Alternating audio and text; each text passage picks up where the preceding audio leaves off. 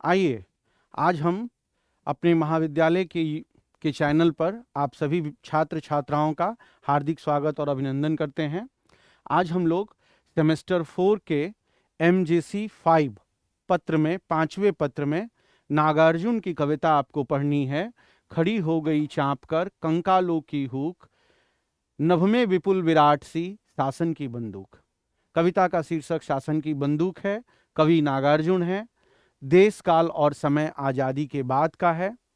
नागार्जुन का नाम लेते ही हमें एक ऐसे कवि, एक ऐसे लेखक, एक ऐसे उपन्यासकार से साक्षात्कार होता है जिन्होंने आज़ादी के बाद उत्पन्न हुई परिस्थिति में जनता की क्या स्थिति हुई है, जनता किस तरह से अपने आप को दमित, शोषित, उत्पीड़ित पाती है, इसको लेकर कवि बेचैन है, लेखक बेचैन है, उपन्यासकार बेचैन है और वह चुनौती देते हैं सत्ता को, यानी शासन करने वालों को, कि उन्होंने आज़ादी के पूर्व जो सपने दिखाए थे, आज़ादी के बाद वो सारे सपने चकनाचूर हो गए। ऐसी रचनाओं को जनता के सामने, हमारे सामने रखने का साहस, जोखिम और सबसे बढ़कर के अदम्य जिजीविषा पाठकों में पैदा करने का जो काम नागार्जुन ने किया है, वह उन्हें कवि के रूप में ही नहीं, एक सच्चे भारतीय के रूप में इतने ऊपर पद पर प्रतिष्ठित करती है, जिससे हम तमाम लोगों को अपने शासन को, अपने सत्ता को, अपने विधायिका को, अपने भारतवर्ष की तमाम तरह के जो योजनाएं हैं, उनके लिए हमें सूक्ष्म विश्लेषण पड़ताल करने को लेकर एक चुनौती प्रस्तुत करते हैं कि हम भी उसी तरह से अनगिनत योजनाओं को बहुत बारीकी से, बहुत सूक्ष्मता से महसूस करें। सत्ता की पड़ताल और उससे उत्पन्न हुए परिस्थितियों का कवि ने जिस व्यंग्यात्मक रूप से, जिस सटायर रूप से, कहिए अंग्रेजी में अगर हम कहना चाहें तो, एक सही आलोचक या सही जनता की जो उनकी जो कार्यविधि है उसे लेकर के कवि ने जो व्यंग का रूप अख्तियार किया है, वो अपने आप में काफी सारगर्भित है, काफी बौद्धिक प्रकर्ष को प्रदान करने वाला है। अगर भारतीय जनता अपने बौद्धिक प्रकर्ष को, अपने बौद्धिक उत्कर्ष को वहां तक ला सके कि वो शासन, वो राज सत्ता के प्रति सूक्ष्म विश्लेषण करे, तो शायद ऐसी कविताएं सामने आ सकती हैं। यह कविता उस दौर की है जब कांग्रेस के बड़े से बड़े नेता शासन करके भारतवर्ष पे काबिज थे और उनकी योजनाएं जनता में कितनी फलीभूत हो रही थी, कि किस हद तक वो जनता को लाभ पहुंचा रही थी। अगर हम इसे नागार्जुन की दृष्टि से देखें तो कविता बिल्कुल स्पष्ट है और जनता किस तरह से दम ले रही है, किस तरह से उत्पीड़न के दंश को झेल रही है, किस तरह से शोषित हो रही है, इसे नागार्जुन ने गजल की शक्ल में, कविता के रूप में जो खाखा खींचा है, जो स्वरूप गढ़ा है, जो संरचना दी है, वो बहुत बेजोड़ है, बहुत मार्मिक है, बहुत अस्थाई है। कविता की भाषा सरल है, शब्द आम बोलचाल के रूप में जो इस्तेमाल होती है वैसे शब्द हैं। कविता का मूलार्थ एक शब्द में अगर हम कहें तो सत्ता के मुखौटे को, सत्ता के नकाब को बिल्कुल उतार फेंकने का काम नागार्जुन ने किया है। इनकी ऐसी कई कविताएं हैं, लेकिन इन सारी कविताओं में शासन की बंदूक कविता वो बेहद मार्मिक है। रचनावली में भी ये संग्रहित है। नागार्जुन रचनावली राजकमल प्रकाशन से प्रकाशित है, उसमें भी यह कविता संकलित है। कविता कुछ इस प्रकार है। खड़ी हो गई चाँप कर कंकालों की हूक, नभ में विपुल विराट सी शासन की बंदूक। उस हिटलरी गुमान पर सभी रहे हैं थूक, जिसमें कानी हो गई शासन की बंदूक। बढ़ी बधिरता 10 गुनी, बने बिनोबा मूक, धन्य धन्य धन्य वह शासन की बंदूक। अगर कविता को पूरा पढ़ना चाहेंगे तो कविता की आखिरी पंक्ति है कि जली ठूठ पर बैठकर गोई गई कोकिला फूक, बाल न बाका कर सकी शासन की बंदूक। कविता को अगर ऊपर से आप देखना चाहते हैं, इसके पहले पारा से, तो खड़ी हो गई चाँप कर कंकालों की हुक। एक सत्ता के दंश को झेलता हुआ जो जनता है वो निरीह है, उसके पेट और पीठ एक हो गए हैं, वो कंकालों की तरह है। और जो हमारा आकाश है, नभ है, विपुल विराट सी शासन की बंदूक। जनता के पास न रोजगार है, न स्वास्थ्य की सुविधाएं हैं, न शिक्षा है, न ही वो अधिकार है जिससे कि वो अपने स्वतंत्र आज़ाद जिंदगी को जी सकें, अपने लिए एक छत की तलाश कर सकें। ऐसे हालात में भारतीय जनमानस जो है केवल और केवल मृत प्राय होकर यहाँ से वहाँ भटकने के लिए मजबूर है। ऐसी दशा में जो कविता का अगली पंक्ति है, नभ में विपुल विराट सी शासन की बंदूक, यानी एक ऐसे माहौल में जहाँ पर खोने के लिए जनता को कुछ नहीं है, उस वैसी स्थिति में जो कुछ भी है वो शासन की बंदूक है। और बंदूक जो है वो इसका प्रतीक है कि जो सत्ता है, उसके जो फरमान हैं, उसका जो आदेश है, वो जन हितकारी नहीं है, जन लोककारी नहीं है, जन कल्याणकारी नहीं है। वो वैसा शासन है जिससे जनता उत्पीड़ित और अपने आप को अगर अंग्रेजी में कहें सफिस्टिकेटेड, वो सफोकेशन महसूस कर रही है, उसके दम घुट रहे हैं और पूरे के पूरे आकाश में केवल और केवल आकाश में शासन की बंदूक लहरा रही है। आगे नागार्जुन कहते हैं कि उस हिटलरी गुमान पर सभी रहे हैं थूक। एक सर्वमान्य निर्णय नहीं होने पर, एक सर्वमान्य आदेश नहीं होने पर जनता की क्या स्थिति होती है, जनता किस प्रकार से अपने आप को दमित मानती है, अपने आप को बहिष्कृत मानती है, हाशिए पर चली जाती है।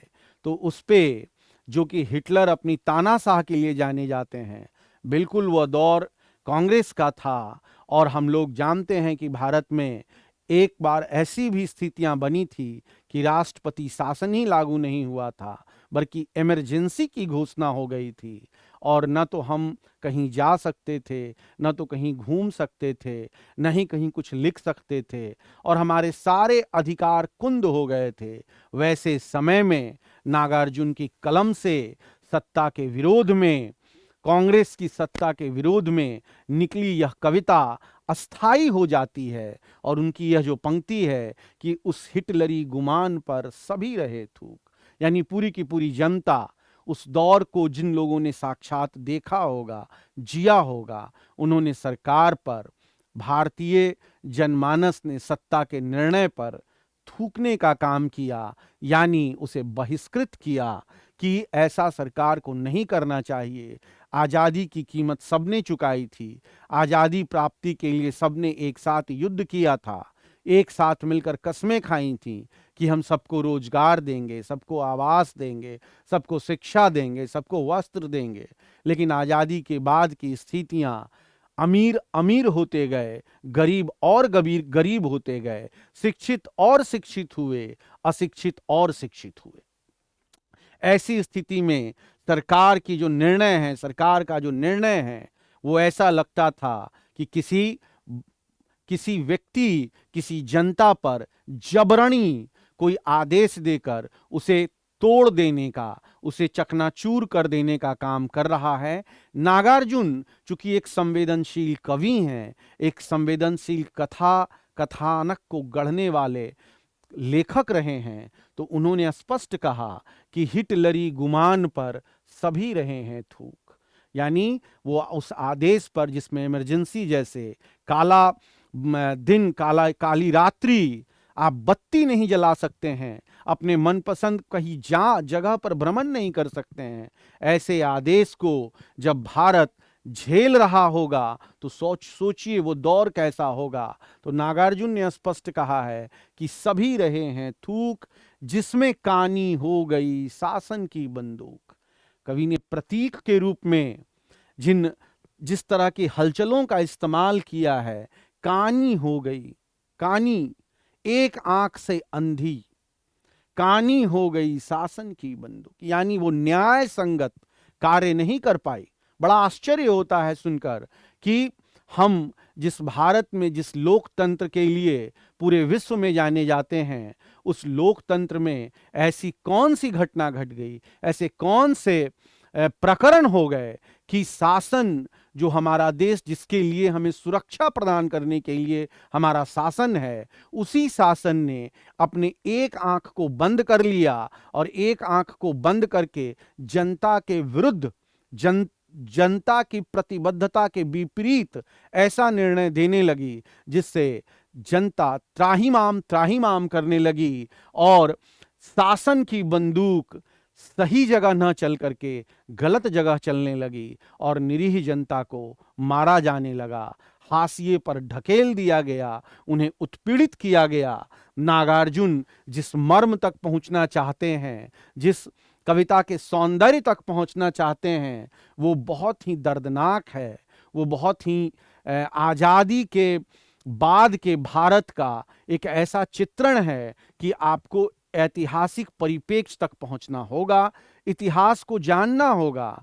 पहले प्रधानमंत्री से लेकर इंदिरा गांधी तक आपको आना होगा और यह देखना होगा कि उनके कार्यकाल में जितनी पंचवर्षीय योजनाएं बनी, वो जनता को किस प्रकार से लाभ पहुंचा रही थी, लाभ नहीं पहुंचा रही थी। हमारी विदेश नीति कैसी थी। क्या जवाहरलाल नेहरू के ऊपर लिखी सूर्यकांत त्रिपाठी निराला की वह कविता तोड़ती पत्थर, यहां मैं जिक्र करना चाहता हूं कि निराला की एक कविता है, वह तोड़ती पत्थर, जो आनंद मार्ग पर अट्टालिका है, उसके बरक्स, उसके ठीक समानांतर एक महिला सड़क पर पत्थर तोड़ रही है।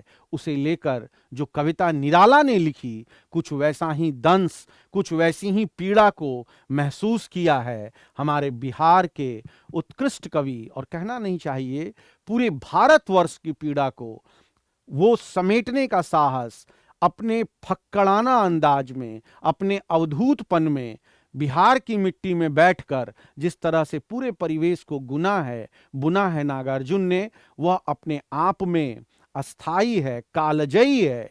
और सत्ता के विरुद्ध उन्होंने स्पष्ट कहा है, जिसमें कानी हो गई शासन की बंदूक, यानी शासन जो है वो अपना पारदर्शी, स्पष्टवादी और सुविधा के अनुसार चलने वाली सरकार बन गई। वो गलत को गलत और सही को सही कहने का साहस उन्होंने छोड़ दिया। किसी भी सरकार को, किसी भी तरह की शासन व्यवस्था को तभी सही माना जाएगा जब उसका विस्तार, जब उसका विकेंद्रीकरण इस प्रकार होगा कि शहर के, देश के, परिवार के आखिरी व्यक्ति तक सुविधा पहुंचे, आखिरी व्यक्ति तक बिना लिंग भेद के, बिना आर्थिक पक्ष देखे हुए, बिना अमीरी गरीबी देखे हुए उसे लाभ मिले, तभी वो सत्ता सही मानी जाएगी। तो नागार्जुन ने स्पष्ट कह दिया, जिसमें कानी हो गई शासन की बंदूक, बड़ी बधिरता 10 गुनी बने बिनोवा मुख, धन्य धन्य धन्य वह शासन की बंदूक। अब देखिए, बड़ी बधिरता 10 गुनी, यानी बोलने की जो क्षमता है, बोलने, सुनने और देखने की जो क्षमता है, सरकार ने वो मुक हो गई, उसकी आवाज गुम हो गई, बोल नहीं सकते हैं। यानी विनोबा भावे उस समय के बड़े विचारक और समाज सुधारक थे, जिन्होंने भूदान योजना का बड़ा ही अच्छा स्वरूप तैयार किया था। उसके निहितार्थ ऐतिहासिक परिप्रेक्ष्य हैं, कविता में केवल उसका संदर्भ है, लेकिन इस संदर्भ को जब आप ऐतिहासिक परिप्रेक्ष्य से जोड़िएगा तो आपको इस बात की जानकारी मिलेगी कि कविता किस ओर जा रही है और किस पर व्यंग कर रहे हैं कवि नागार्जुन। उन्होंने स्पष्ट कहा, बढ़ी बधिरता 10 गुनी, यानी पूरा का पूरा मुंह का सिल जाना है, जुमा का गायब हो जाना है, कोई विरोधी नहीं है। यह भी किसी लोकतंत्र के लिए बहुत बड़ा सा खतरा है कि आप पूरी तरह से मुकदर्शक हो जाइए, बधिर हो जाइए, आंख किसी को दान कर दीजिए, कुछ देखिए नहीं, कोई आवाज नहीं उठाइए। वैसी स्थिति में हमारा लोकतंत्र खतरे में होगा। लोकतंत्र के जो मायने हैं, जो निहितार्थ हैं, जो जन कल्याण का उद्देश्य है, वो कहीं ना कहीं गायब हो जाएगा। तो नागार्जुन ने स्पष्ट कहा, बड़ी बधिरता 10 गुनी, विनोबा हो गए मुख, धन्य धन्य धन्य वह शासन की बंदूक। अनुप्रास अलंकार का स्वरूप आप यहां पर देख रहे हैं। ध ध की आवृत्ति से पूरी तरह से वो जो है गुंजायमान हो रहा है, एक ध्वन्यात्मकता आ रही है। और व्यंग का स्किल जो है, व्यंग का पैमाना जो है, वो बड़ा ही रोचक हो गया है, बहुत ही बेहतरीन हो गया है। मैं तो यह कहना चाहूँगा कि इसके आगे की जो पंक्ति है, जिसमें विनोबा भावे मुख हो जाते हैं और हमारा लोकतंत्र जो है वो सही तरीके से काम नहीं करता है, ऐसे में शासन की बंदूक पर जो धन्य धन्य कहा गया है, वो धन्य धन्य नहीं, बल्कि निर्धनों के जान को लेने वाला एक ऐसा योजना है जिसमें लोकतंत्र अपने आप को त्रस्त महसूस करता है। और इसके बाद जो पंक्तियां हैं, 4 पंक्तियां और हैं, आप इसे देखिएगा। आखिरी पंक्ति मैं सिर्फ बता दे रहा हूं आपको कि जली ठूठ पर बैठकर गई कोकिला कूक, बाल ना बाका कर सकी शासन की बंदूक। यानी शासन की बंदूक इतना अधिक कैद हो गई है कि वो किसी भी तरह से सही व्यक्ति को, सही गुनहगार को रोकने से, टोकने से, उसे अत्याचार करने से रोक नहीं पाती है। ये तमाम जो परिस्थितियां बनी हैं, ये 70 के और 80 के दशक में जो कुछ भी भारत में राजनीतिक परिस्थिति बनी, उसके विरोध में, उसके समीक्षात्मक रूप में यह नागार्जुन की जो दर्द है, जो पीड़ा है, वह पूरी तरह से आपके सामने है। और ऐसी कविताओं के विश्लेषण से आपके अंदर एक विश्लेषणात्मक कौशल तो जन्म लेगा ही लेगा, साथ ही साथ देश को, समाज को, राजनीति को, सत्ता के दुरूपता को, दोहरेपन को समझने में भी आपको मदद मिलेगी। कविता के निहितार्थ जनता और सत्ता के बीच का संघर्ष है। नागार्जुन की और भी कविताएं आपको पढ़नी हैं। फिलहाल आप इस कविता के भावार्थ को और नागार्जुन से इस कविता के संबंध को आप लिखिए और लिखने के बाद अपने शिक्षक से उसे मूल्यांकित कराइए, ताकि आप इस कविता के सही अर्थ तक पहुंच सकें। धन्यवाद।